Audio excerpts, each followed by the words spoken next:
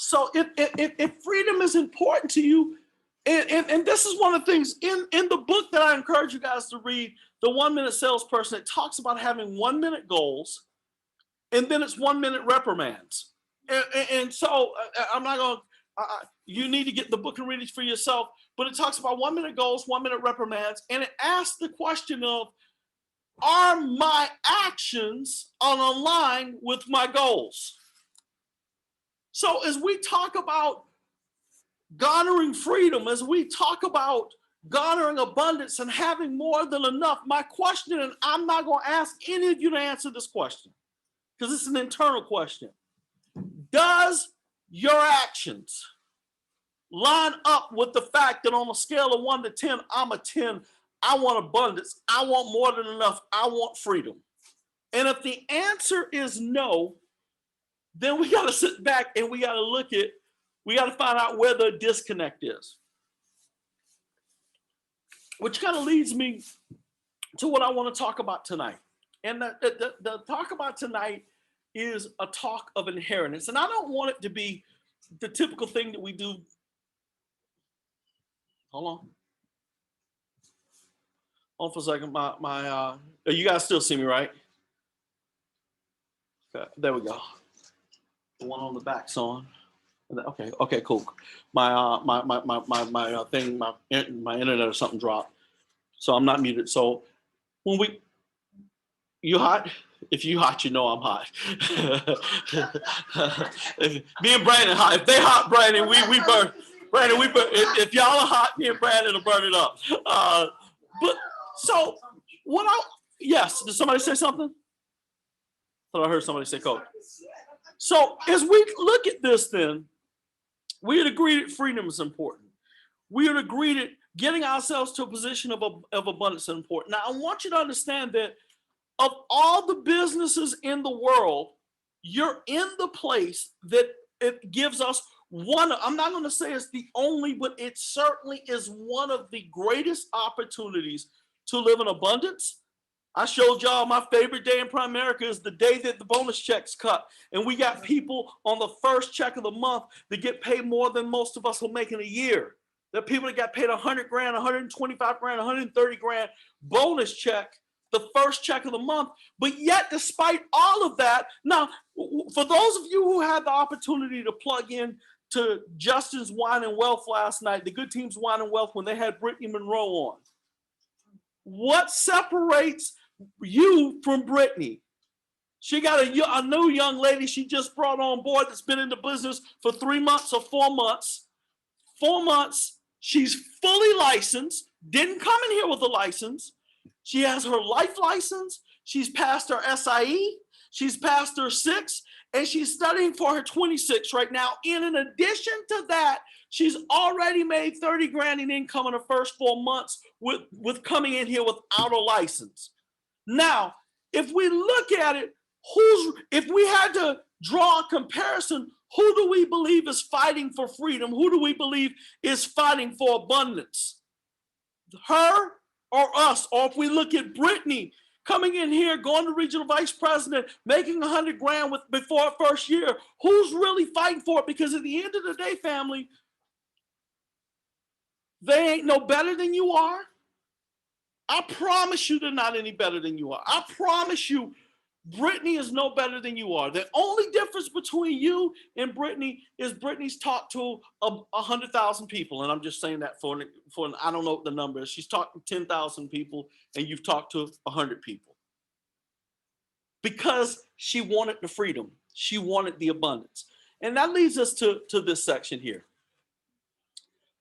It's the concept of an inheritance. So I want everybody to tell me for a minute, and I'm going to start off online. Leela, when you think of inheritance, what do you think of? Gotta unmute yourself so I can hear you. A rich aunt or uncle that's going to leave me something, but. Okay. All right. But I know that's not going to happen. Not in my family. Okay. All right. I'm just asking you what it means. Antoine, what does inheritance mean to you? Leaving something for my grandkids so they can start off on a good start.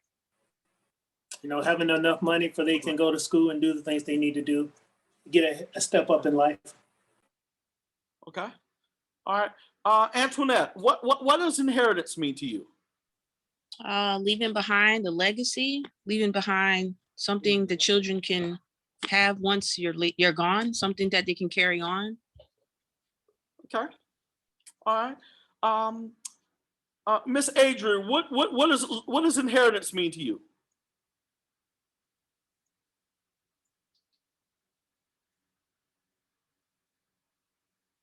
Adrian, you there?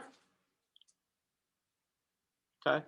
Janice, what does inheritance mean to you?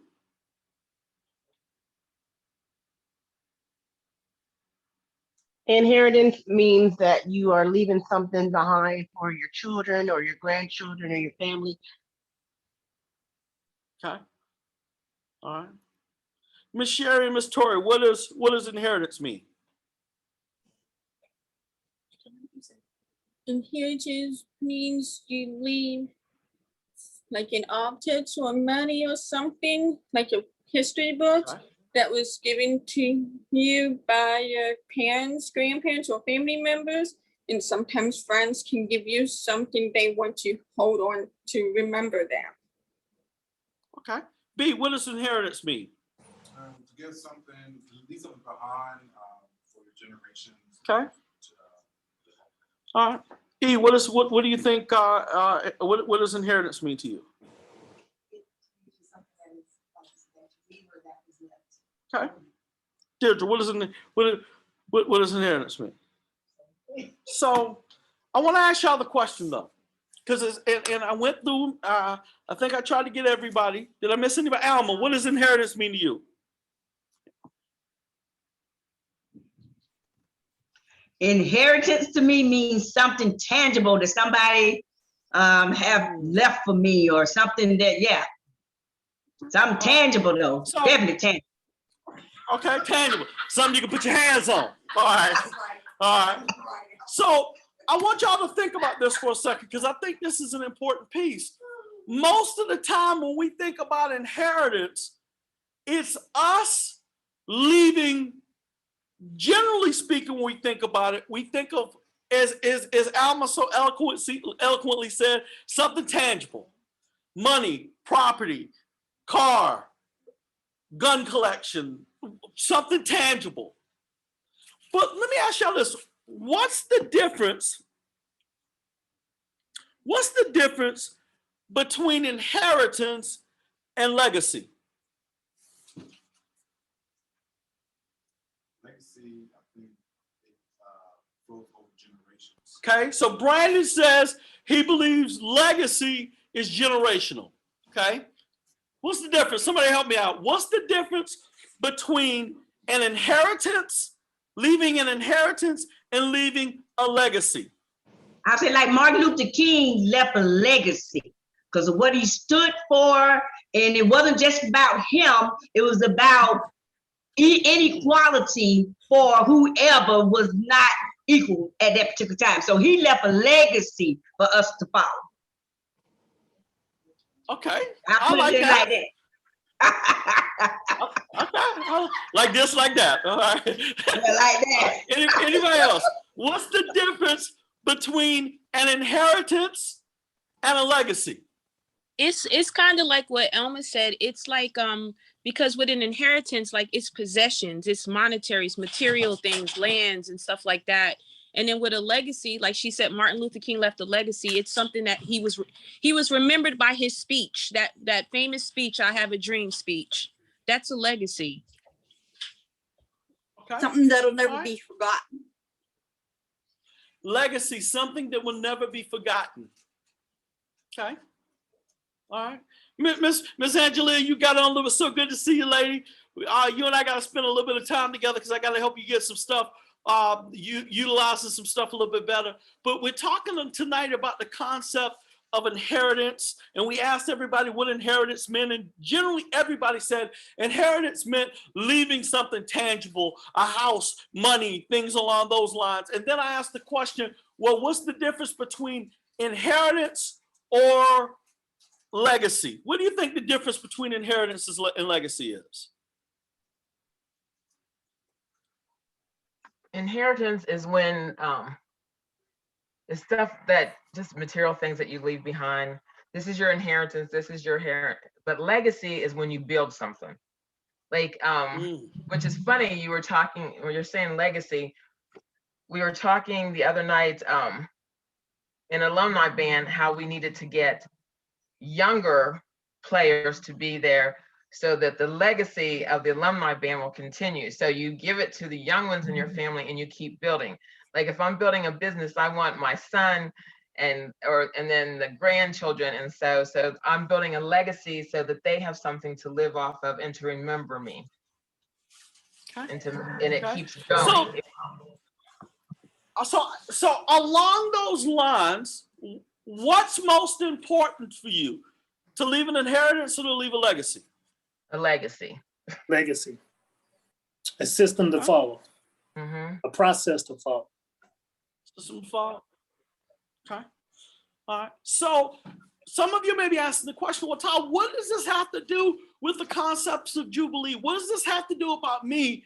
Because at the end of the day, I wanted, when I originally, and I have been burning up trying to get certain people, and that's $1 I owe, working on getting certain people to come and talk to you guys tonight. Because I want to talk about it. I don't know if you guys remember, but November, the Black Friday, the day after Thanksgiving last year, a giant in Primerica passed away unexpectedly. Had a heart attack, was gone. His name was Keith Phillips.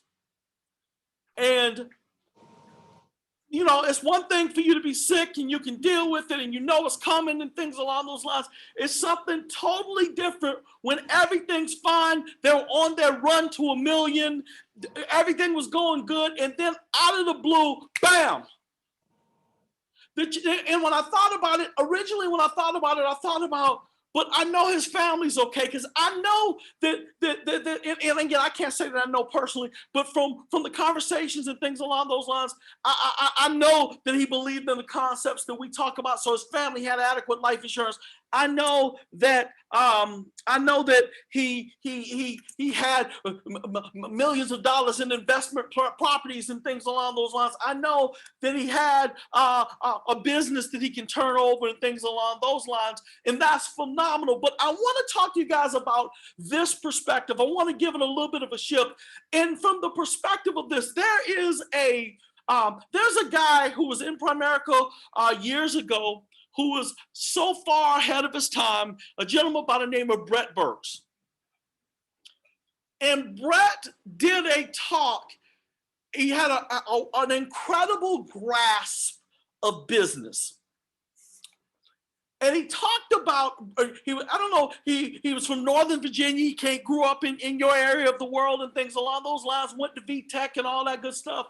But he had a very interesting way of seeing things. He loved history and he would intertwine history into his talks. And he talked about that pre-industrial revolution, people owned what they did.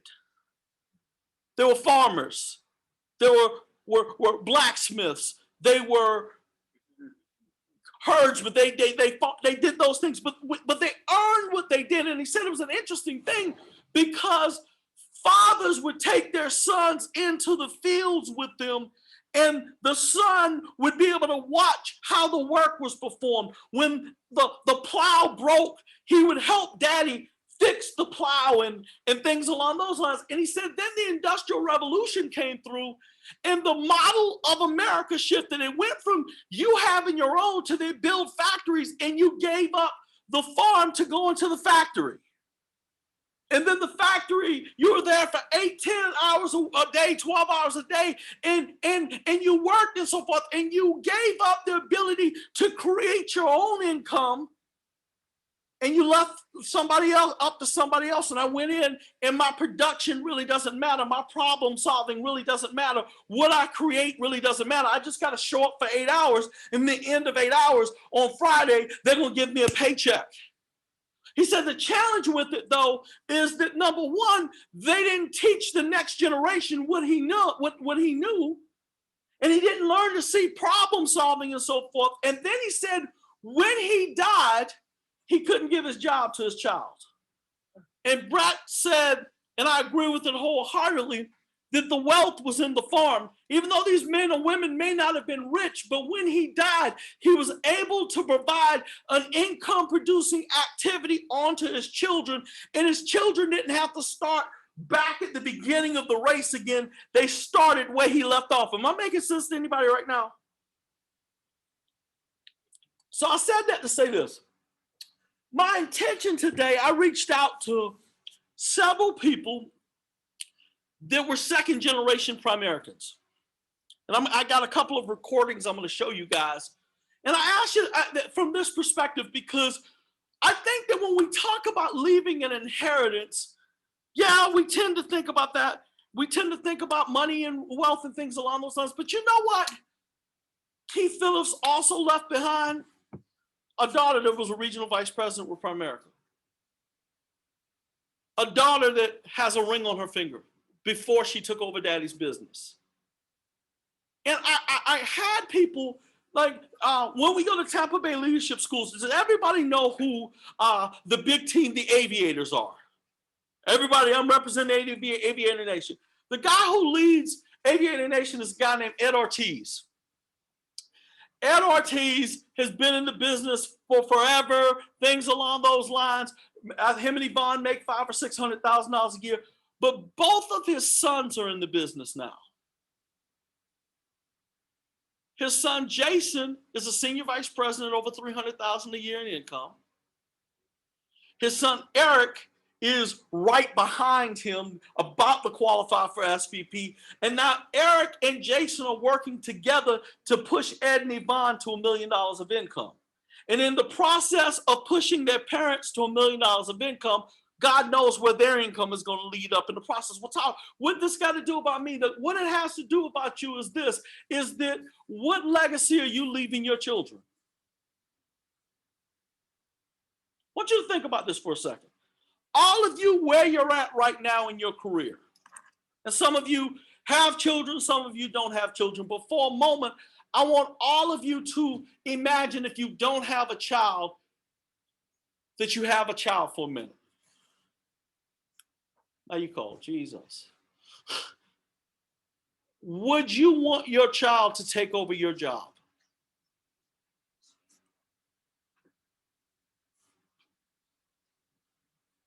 What's up, man? He's in the other room. Would you want your with your frustration level, with your lack of advancement or great advancement, with your level of income, would you want your child to follow your footprints? See, because to me, that's a legacy. To me, that's an inheritance. And it's so funny because Deirdre, my beautiful wife, she found this stuff for me, and I'm going to share it with you. And I want to talk about it for a little bit, because I want you guys to realize I got a meme on my phone that is a picture of a big lion. And the lion had been in a fight and he got his butt kicked. And the caption said, "I almost gave up." But then he looked back and there was a little cub following me. He said, "But I forgot who was following me." There's another meme I have that one day your child is going to come to you and you're going to tell your child, "Son, follow your goals and follow your dreams." And he's going to ask you, "Did you follow yours?"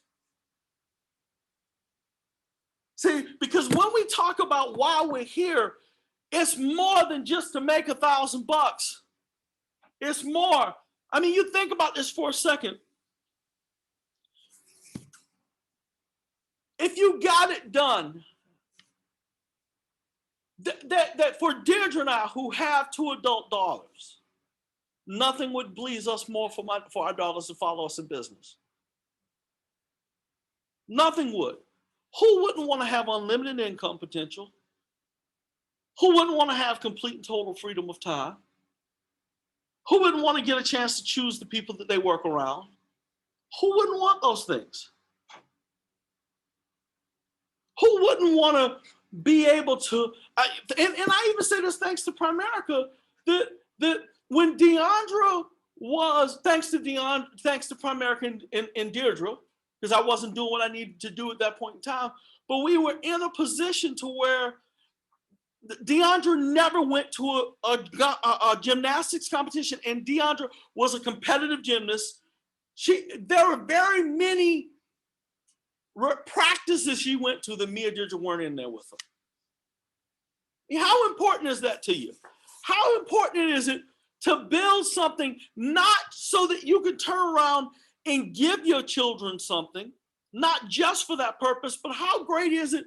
How great must it feel? And I could talk to about so many people, but for Ed and Yvonne to have two sons that when they get ready to give it up, they're not just giving their business that they poured their lifeblood into to people who don't know what to do with people who are actively in the process. How cool would that be? How cool would it be? Brandon, when Derek gets 21, 22 years old, there's no guarantee that you can give him the contracts that you got now. Am I right or wrong? There's no guarantee because it's different pieces in the pie. I would not, I got girls and not the girls can't be mechanics, but the notion of my daughters working in a maintenance shop makes my stomach want to turn. The question is, are you fighting for Isaac to have better, Leela? Are you fighting for Brian to have better, Antoinette? Are you fighting for Tori to have better, Sherry? Are we leaving an example? Are we leaving an inheritance? Because that's what we have our hands on, is the opportunity to leave an inheritance to our children. Our favorite book talks about leaving an inheritance to your children. I mean, you think about it, why wouldn't we want to do that? So I want to share something with y'all. I'll share a couple things and I want to talk to you about it. And I'm not going to hold y'all long tonight. We're going my pastor tells us when we minister, we got to speak up, stand up, speak up, and shut up. You know, so we're going to nope, that's the wrong one I'm looking for.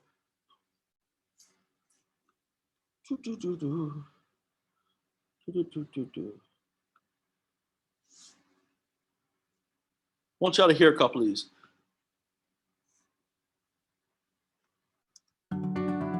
I hear okay? Can hear good. My dad has been in the business since I was 6, but I'm not the typical next gen that was very interested in the beginning. It was actually when I had my daughter that I realized, you know what, I need to take life a little bit seriously. And I started looking at life and started seeing that there was really no other option. I don't think this one may not give me that option, Sherry. I don't see the CC on it. Okay, thanks. Opportunity out there that was so much of a blessing as Primerica was. My dad actually took me to the ALC, and that conference, when I went there and I saw people and got excited about seeing younger people like myself, and I said, you know what, I could do this. That's when I realized, when I went to the ALC, I really realized that there was a place for me here to do something big. It was my daughter who really inspired me to want to do something and build something big for her. And I knew that I could do that here, and just to carry on that legacy and then have her continue it on for generations and generations is something that I'm excited about.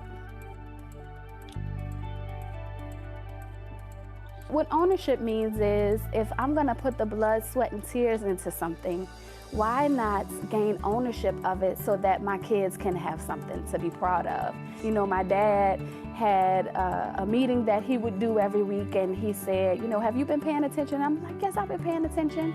You know, and he's like, okay, good. Have you been paying attention every week? He'd ask, I'm like, yeah, I've been paying attention. And he said, okay, good. And then the day before the next one, he said, okay, you'll be doing this one. You know, and I said, well, wait, the people in the other offices, they're not doing meetings at district leader level. You know, they don't do meetings until they're vice presidents. And he said, I'm not training the people in the other offices, I'm training you to be independent. And that's when I realized, okay, I'm being trained for something bigger, something greater. And so I take that same philosophy in our base shop. We want them to be independent, so when they transition to RVP, it's a smooth transition. In 5 years, we want to have 50 first generation RVPs. Right now we have 8, so we've opened up 42 more slots. And so when we have 200 people show up to an event, or 300 or 400, we say we have 42 more slots for you to become a vice president, for you to have a 6-figure income. So they're excited about that. The average, if we have our averages of our RVPs producing 20K base shops, that's $1 million through first. And that's something that I haven't seen before in my time in the company, and that's something that we want to accomplish. That's a $200,000 bonus every month. I mean, it's big, but everything that we've ever done has been big. Every way that we've ever thought has been big, because this company allows you to think that way. And because the opportunity is limitless, you know, why would we limit ourselves? So that's our 5-year game plan. We'll promote 10 every year. I think the main thing that I've learned from him is, if you keep God in the center of your business and you keep integrity, you have good intentions with big work ethic, you will go far. There's nothing that could stop work ethic and great integrity and good intentions and building a business when it comes to dealing with a bunch of different people and a bunch of different personalities. Those things have to be intact. Another thing that I've gotten from him is, don't be afraid to be yourself. Don't be afraid to do it your way. You know, our way is perfect for our time. And so I'm grateful that he gave us that, you know, that space to do it our way, because then it could cater to our audience. I would tell the next gen rep that's just thinking about it to get involved. Jump in it, because there's room for you and there's room for your thinking. There's room for you to be creative here, for you to take it under your wing and to make it yours. Stop thinking about it. It's already crossed your mind several times. This is the solution. This is the thing you've been asking for and praying for. Go for it.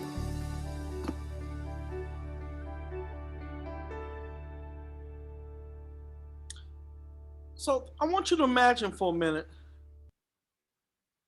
how would you feel? Well, let me find out where my share screen go to, because I want to stop sharing for a second. All right, so stop sharing. For those of us, how would you feel if you left a legacy that now, did you find it, babe? Were you able to find it? Well,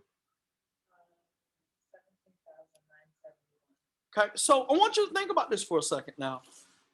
Siobhan, was that month to date or last month? Okay.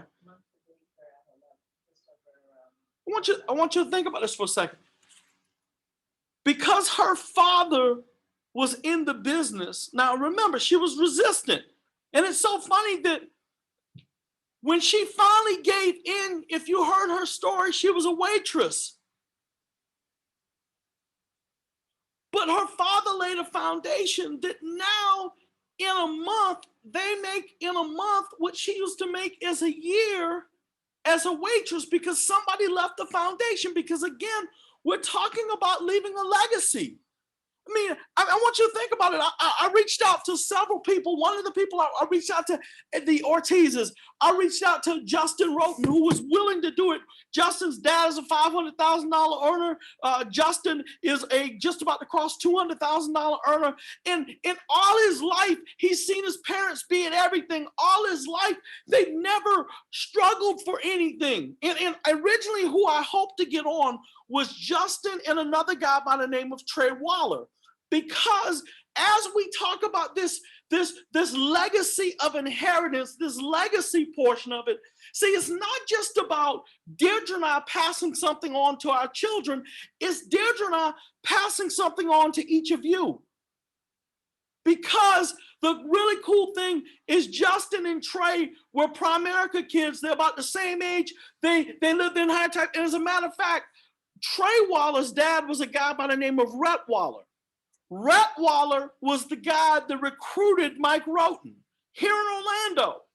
Back then, when you went to regional vice president, you had to move at least 100 miles away because the company needed to expand. You had to go and build a whole new team, build a whole new business. So Rutt hired and trained Mike Roten. Mike Roten broke off and went to Jacksonville, built a huge business. Over the years, before Trey even got into the business, Rhett and them decided to sell their business. As a matter of fact, that's how we became a part of Jimmy Myers Harkey, because Jimmy bought Rhett Code, and Rob McCready and all them are a part of that. So we have lineage. So we are a part of Rhett Waller's legacy.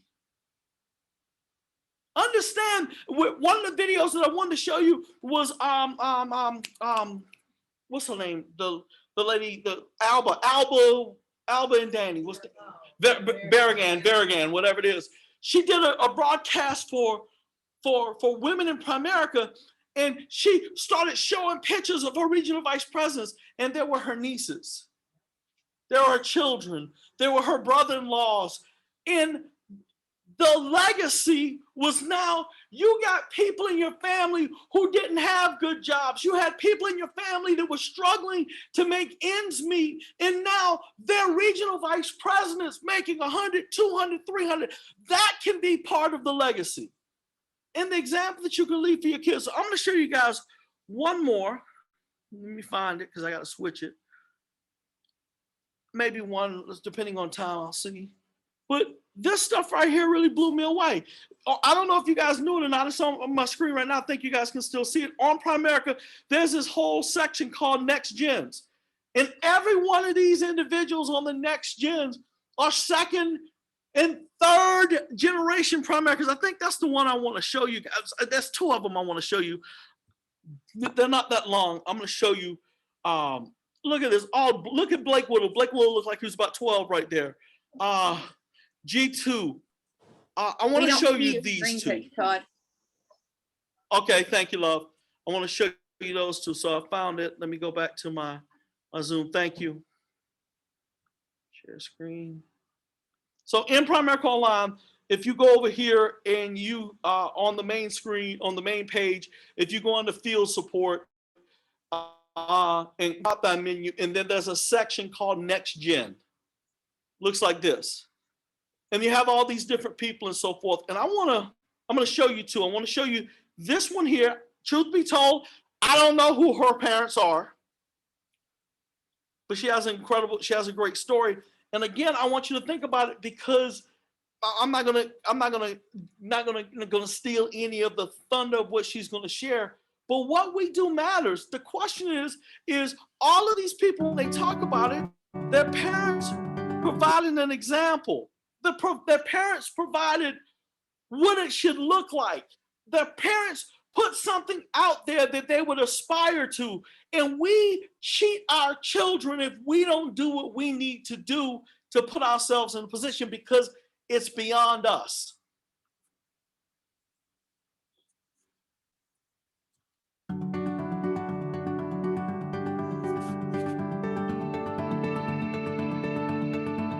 So growing up in Primerica, my parents started when I was 11 years old and my brother Russell was 8. And we pretty much grew up in a positive environment. I actually wanted to be a doctor, which wasn't really my, again, Primerica wasn't really my thing, but I wanted to be a doctor. My parents fueled that. They supported me all the way through. I got a degree in microbiology, and I took a year off before going to med school.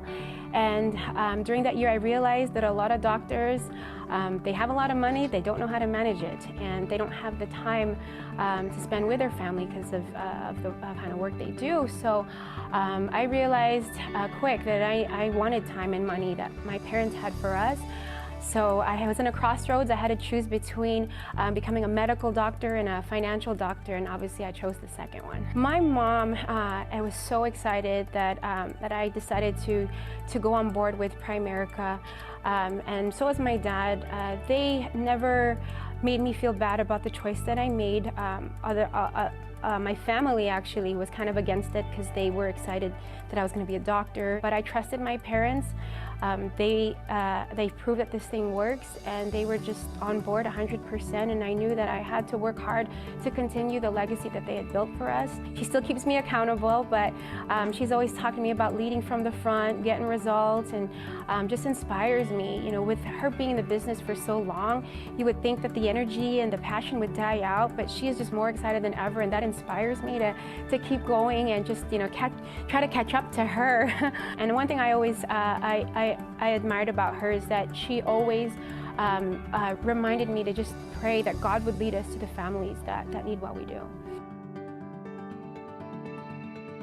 My parents have worked so hard and they've sacrificed so hard to build this business, and so ownership in our family means a lot. There's values and that you can't get in just a regular job or just getting a degree, because you just don't pass on a business, you pass on values that you can use to help you become a better person, not just in Primerica, but in life as well. I'm really passionate about educating families. I remember growing up and seeing my mom and my dad do the same presentation over and over. And as a kid, I didn't understand it. And I asked her, you know, why do you say the same thing over and over? Don't you ever get bored of it? And I remember her telling me, you know, why would I ever get tired of helping people? I love helping people. We're making a difference. And as a kid, I didn't understand that. But now as a next gen, I completely understand.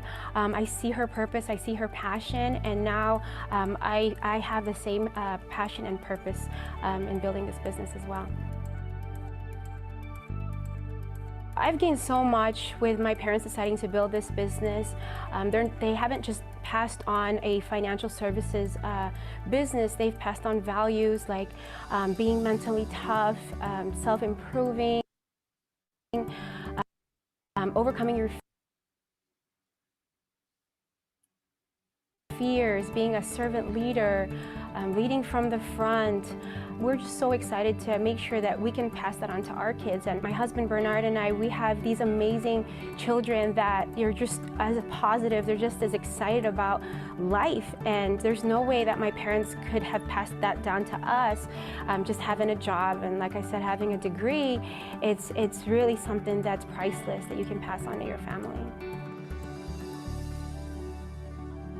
So the next 5 years, I see ourselves going NSD. We're excited because our goal really is just to stay focused in building more families that are financially independent, and just to help them experience how we were able to experience growing up in Primerica. I think we attract who we are, and we attract a lot of families working together. And so I think if we just keep doing what we're doing and inspire other families to do the same, once they win, that helps us win. And in 5 years, we will be NSDs.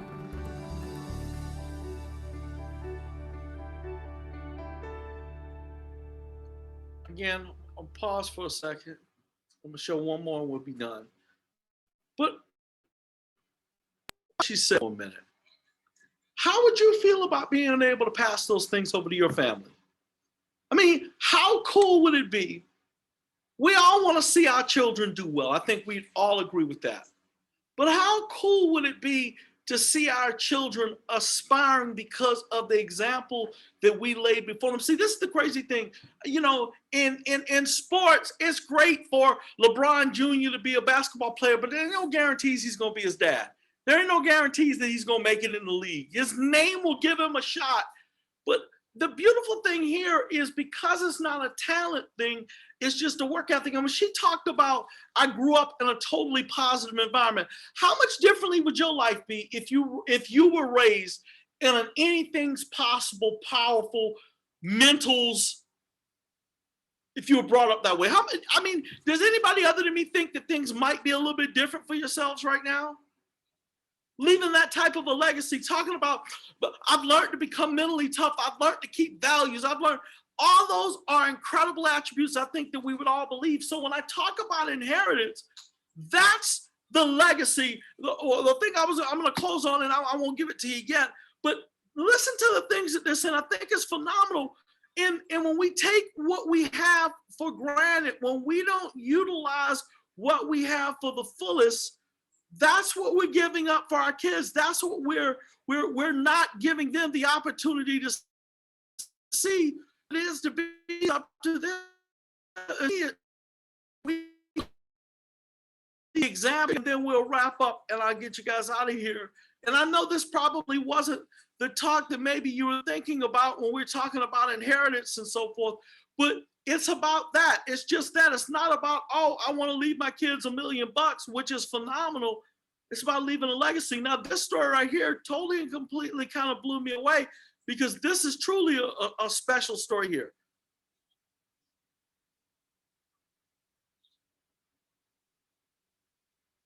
Buffering.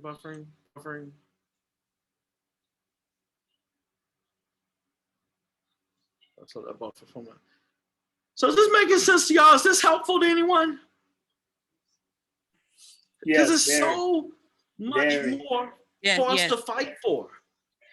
This is more than just $1,000 a month. This is more than, hey, it's really the opportunity to be generational. It's the opportunity to as somebody said, and I don't know who said it. It was somebody towards the end. Angelia said, it's when you build something. When you build something, and that's what we have. But the question is, are you fighting for it like it was worthwhile? So let's take a look.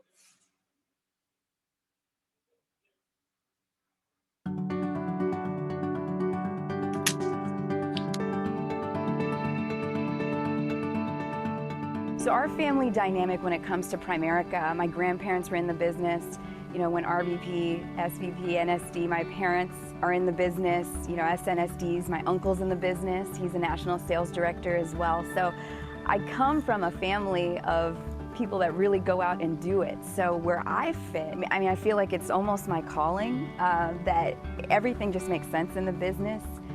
For me to be involved, but to also take it where they saw it, envisioned it originally. So it's an exciting time. I recently heard Art Williams say, when it comes to being a next generation Primerican, that we have to take what the original 85 laid their lives on the line, you know, our parents, in my case, my grandparents as well, and take the torch. It's a responsibility that needs to be taken very seriously. We have to roll our sleeves up and really get to work and build this. So how I got into the business, my parents, I would say I had probably the longest recruiting interview of anybody. They recruited me based on the lifestyle that we had. We were always taking trips growing up. My parents were always there for any school event. My mom was always the room parent, you know, and there was only a handful of parents that were there. So in the beginning, I thought it was just to embarrass me, you know, because no other parents were there. You know, I thought the cool thing was to not be there. But then I found out that it's because those parents had jobs. They didn't own their own time the way my parents did. So that was a huge difference that I wanted. So when I graduated school, graduated from college, I saw the difference that we were able to make in people's lives. And then I got involved little by little, just kind of a step at a time. And now, you know, full blown on my way to regional vice president.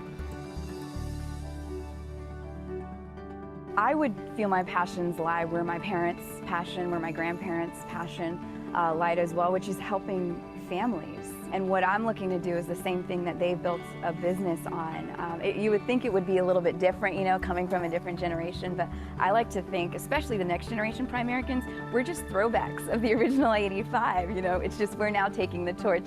We're the same age our parents were. You know, my dad was 22 when he started in this business. 23, he got his regional vice president promotion. Now I'm 26, so, you know, if anything, I feel like I might be a little bit behind, but as far as the passion, I really feel it's the same thing, which is helping families.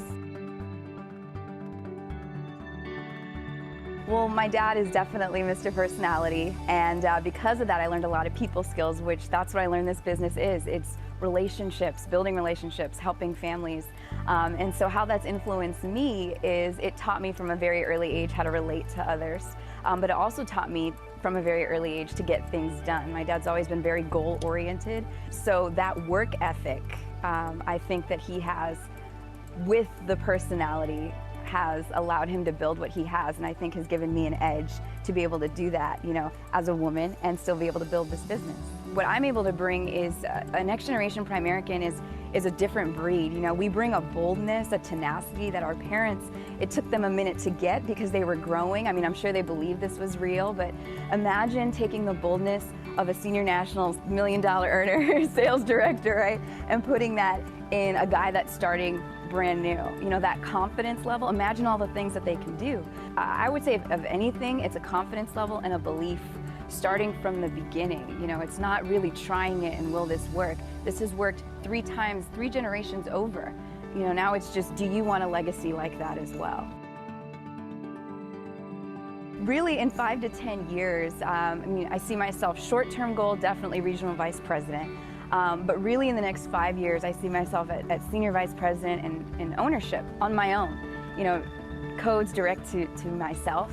And then over 10 years, I definitely see myself a $1 million earner, you know, one of the youngest next generation Primerican $1 million earners, and building a whole new direct senior national sales director, producing hierarchy to my dad. So, will really be direct to me, but, you know, second to him, but rebuilding and causing a new rebirth of fun, energetic, $100,000 ring wearing regional vice presidents. So listen, guys, I hope that again, I didn't spend a bunch of time doing a lot of PowerPoints and all that stuff, because I just want you guys to see when we talk about an era of inheritance, when we talk about the possibilities, that story was awesome, because I didn't know Lawrence was a second generation Primerican. I mean, because he's been here for 30 years. He's been here for 35 years. I didn't think there could be a third generation. But she said this. She says, my grandfather was an NSD. My dad is an SNSD. My uncle is an NSD. That's the inheritance that you have. Because no matter what you do, Antoine, you can't guarantee to get somebody on in Bank of America. You can't pull those strings, can you? I can just give him an interview. That's it. Maybe. I mean, Avon got some pull at West Virginia, but he can't make Trey become the next Avon Coburn, the next person to don number 22, because by then, if the number ain't retired, it'll be retired by then, and step on that. He can't do that. Here you got the chance to build something. I mean, think about what Sam Walton did. And now the empire, the legacy that's left behind for the Walton family. Sam's dead and gone. Dave, the guy who founded Wendy's after his daughter, he's gone now, but Wendy's carry on. The DuPonts, the Hiltons, the Rothschilds. What are they going to say about the Romeros? What are they going to say about the Braswells, the Hills, the Florences, the Stolnikers, the Craig? What are we going to say about the Barnetts? What are we going to say about the Coburns? What are we going to say about the Browns? What are we going to say about the Grants, the Richardses, the Godfreys? What are we going to put behind our names? Or are we just going to keep on and spit in the face of the opportunity? The people who take this seriously, you can leave a legacy for your children. And again, as Abner said last week, the reason why some people can't is the reason that some people do. All the stuff that we talk about. I think the greatest inheritance you could leave your children is self-sufficiency that they can carry on for themselves. Not just I'm gonna leave you $1 million, because all I know is this: a fool and his money will part ways quickly. Fool and his money. You take a man that's living underneath the bridge, take away all of his money, take the man that lives in the top penthouse of 55 West, strip all of his money, put him under the bridge, put the guy under the bridge in the penthouse, give it a couple of years, the guy underneath the bridge will be back underneath the bridge, the guy in the penthouse will be back in the penthouse. What about leaving an example or heritage that your children, how cool would it be? What's your oldest daughter's name again? Brianna, how cool would it be for Brianna, for you and Brianna? Because y'all did, at one point in time, I imagine when she was playing ball, y'all did everything together. You coached her, you did all those things, you know, every move that she made, she looked at you for your nod of approval when she was out there on the court. You know, when the play didn't go right or something, she looked for you for how cool would it be in that environment again, but not for a short shelf life of an athlete's life, but how cool would it be to be able to partner with her for the next 30 years, and while you build something massive, she's there with you, building with you. So that when you get ready to hang up them tennis shoes, you could turn it over to somebody and leave a legacy behind. Hey, Mom, those babies are yours. How cool would it be to build something that Trey and Keon and Nova could come in and be a boss baby in, and Avery can go out there and show them all how it's done. That's the chance that we got here. And if you don't have children, you still fight for the name on the back of the jersey. You still fight for your family. There's somebody in your life that can benefit from you going out here and paying the price and getting it done. God didn't put you down here. God didn't just put you here to be where you're at right now. I believe that we're all called for greatness, but we settle for mediocrity. We settle for where we're at. This is our chance to go out there and build something, to leave. Our favorite book talks about you got to leave an inheritance to your children's children. Now, let me tell y'all something. Even if you got a $500,000 life insurance policy, chances are that ain't going to last to your children's children. It's not. But think about this for a second. When I looked at all of those next one, there was one with Bobby Buisson's son. Bobby Buisson has made hundreds of millions of dollars here. We talked about the Saffords. They talked about Blake Whittle. I mean, my God, Blake by himself has built his income to $400,000, $500,000, $600,000. Dad is over 1.3, 1.4, $2 million with different holdings and things along those lines. How great would it feel? Sarah Phillips, Keith Phillips' daughter, is a regional vice president. She did one of them, and she said after she gets home out of the field, she sits down and her mom and her dad wants to coach her. Well, what did you do here? They want to diagnose the pick and roll. You should have trapped on the top side with them. That's what this shot is. So I would encourage all of you.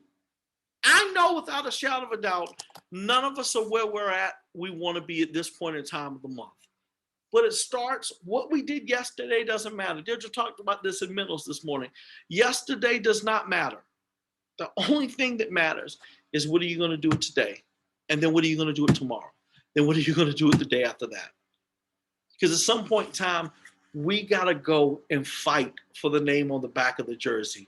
We got to go out there and fight for our legacy, to give our children a chance. Because didn't I saw this on the news or when we came in today? In Orlando, to afford a 1-bedroom apartment, you need to make $22 an hour. Now, some of y'all, so it probably ain't that much in West Virginia. Maybe not that much in Kentucky. But in Orlando, Central Florida, to afford a 1-bedroom apartment, $22 and some change an hour to be able to afford a 1-bedroom apartment. So what are we doing with our kids? We're putting them out there. And Danielle said this. Danielle said this to Deirdre and I. Danielle, my oldest daughter, has a master's degree. Brilliant, intelligent. She's my baby, so of course I'm gonna feel that way.